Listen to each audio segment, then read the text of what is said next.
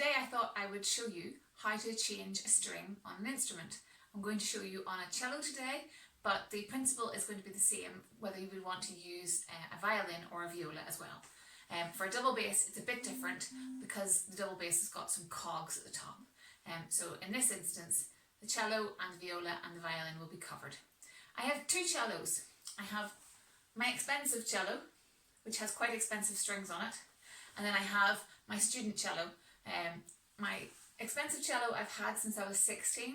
He's called Friedrich. And my student cello I bought a few years ago just as a seconds, one that I don't mind lending to people. I don't mind if it gets a bit bumped. His name's Bob. So we're going to be using Bob today to show you how to change a string. Okay, so strings normally come in packs. You can buy them in packs of 4 or you can buy them singly.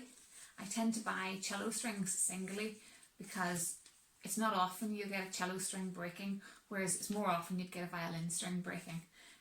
Also, cello strings are about 3 times more expensive than violin strings, and so being able to afford a pack of cello strings that are good quality is quite tricky, but you can usually afford to buy at least one. So for this one I've taken off my own string, and you can see it's got a little nib or a little circular bit at the top, and at the bottom it's got a curly bit, a bit like that. This bit wants to go in to the bottom next to where the tuners are, and this bit wants to go into the peg. So this is your peg, and as you can see it's not the same width or thickness all the way down. It's chamfered, so it's a bit thinner down this end than it is up this end, and in the middle somewhere you'll find a hole, and you want to get the string, test your sewing skills, you want to get the string through the hole, and then the idea is to wrap it round. You need to keep your finger on this so it doesn't fall out. Wrap it round and round and round. Now don't just wrap it sort of any old style, try and keep it really neat so that it doesn't overlap. And you wrap it until you start getting a little bit of tension at the bottom of your cello. Now it'd be really easy if you were allowed to put a string on a cello with the peg not attached to your cello, but unfortunately it has to be attached. Okay, so here's Bob, and he's missing his A string. He has his 3 other strings intact, but they're not in tune, and that's okay for now. So what we want to do, like I said, is you want to attach your string, the way I showed you, to the peg, which doesn't have a string attached in it at the moment.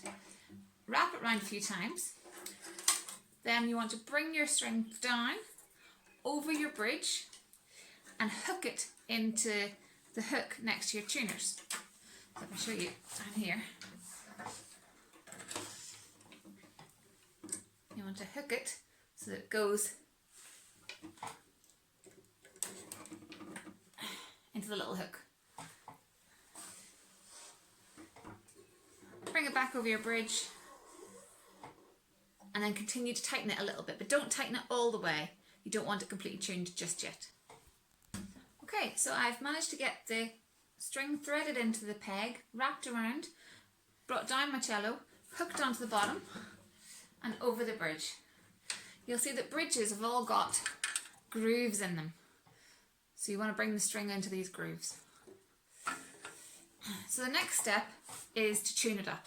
At the moment it's not in tune at all, but tuning is a different exercise, so I'm going to leave that to another video. So come back to the next video and I will teach you how to tune up all 4 strings.